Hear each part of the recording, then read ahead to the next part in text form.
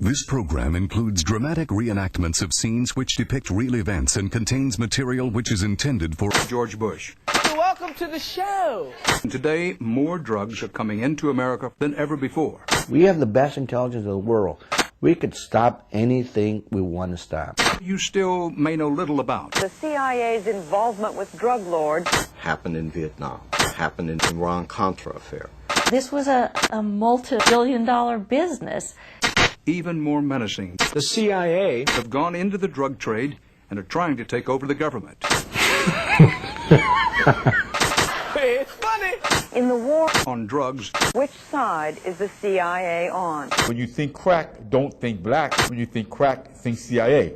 Crack. The CIA. Crack. The CIA. Crack. The CIA. Crack. The CIA.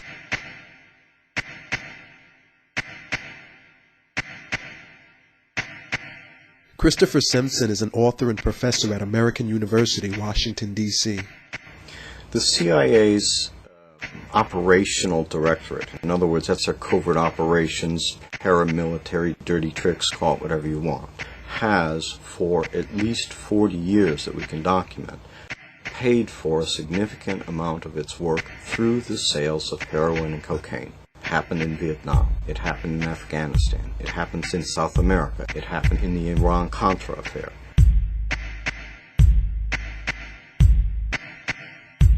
In 1987, Oliver North was investigated for his role in a covert drugs for arms operation. The Iran-Contra hearings proved that the CIA smuggled cocaine to fund the Nicaraguan Contra army. The intelligence agencies of this country, by God, should be involved in this battle instead of working with the scum of the earth, which they've been doing. Former DEA agent Cele Castillo discovered the CIA drug smuggling operation at Ilopango Air Force Base, El Salvador. When I started seeing all this, I started documenting and writing reports. And then I was forewarned by my supervisor that if I kept it up, I was going to kick the other country and send back because I was making waves. When I approached the ambassador in El Salvador and I told him, look, the Contras here at Ilopango Airport, your airport, they're flying drugs. They sell it, my hands are tied. It's a covert operation being run by the White House. There's nothing I can do about it. And I was devastated because I was, first of all, trying to justify what they were doing. I said, there's got to be a catch to this. There's something here that's not right. I mean, we were complicitous as a country in narcotics traffic at the same time as we're spending countless dollars in this country to try to get rid of this problem. It's mind-boggling. See, we go back, every drug trafficker that was flying for the Contras were all documented in DEA files, and yet they were getting U.S. visas to fly to the U.S. by the Central Intelligence Agency. Many of the planes from Ilopango were landing at Mena Air Force Base in Arkansas. Arkansas journalist Mara Leverett investigated the drug smuggling operation. A tremendous volume of cocaine was coming into the state. People wanted to know what was happening in Mena in Arkansas, and so a good deal of information had come to light. Arkansas had been the home base for this major international drug smuggler, and he had been able to operate without being stopped. In January 1986, Barry Seal was subpoenaed by the Arkansas grand jury investigation of the Mena connection. He became a government informant. My top load paid me $1.5 million for a single trip. Because of the CIA connections and the federal involvement in that operation, no investigation of Barry Seal or anyone connected with him was ever going to be allowed to go anywhere, because if any part of that operation were brought to light, it might tumble the whole house of cards. Before he could testify about his role in the CIA drug operation, Barry Seal was gunned down in cold blood.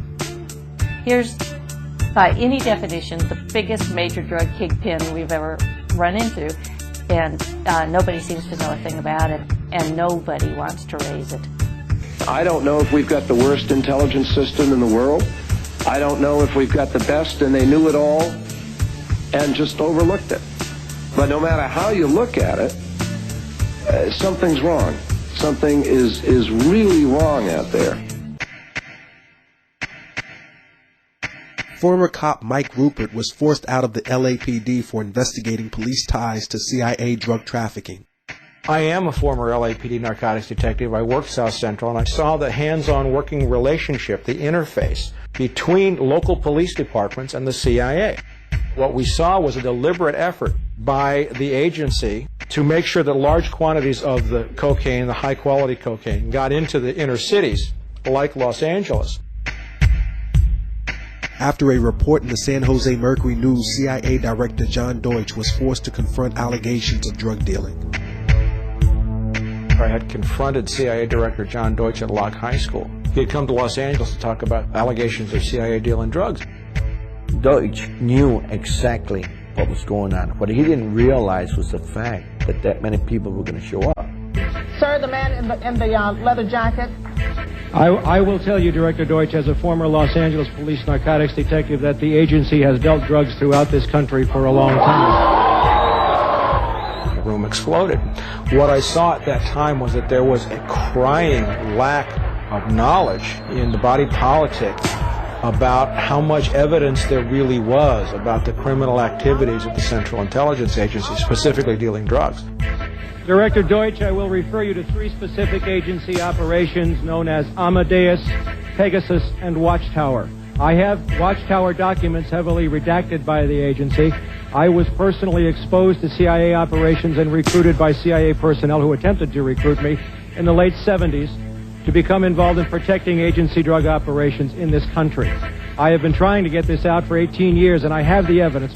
If you have information about CIA illegal activity in drugs, you should immediately bring that information to wherever you want, but let me suggest 3 places. The Los Angeles Police Department,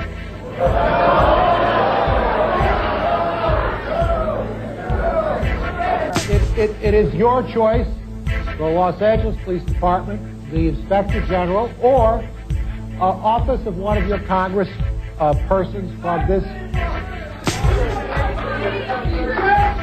18 years ago, sir, and I got shot at for it. What was the big deal? He came up here, he sat there, and he lied to the American people. Let me say something else. If this information turns up wrongdoing, we will bring the people to justice and make them accountable. He came, he went, and nothing ever happened.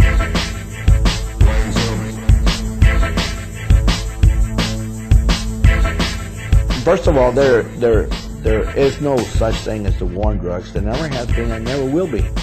There are currently, right now, in the United States, 60,000 active open cases of police corruption, and that's due to drug money. Drug money has been integral to CIA covert operations practically from the beginning of this agency.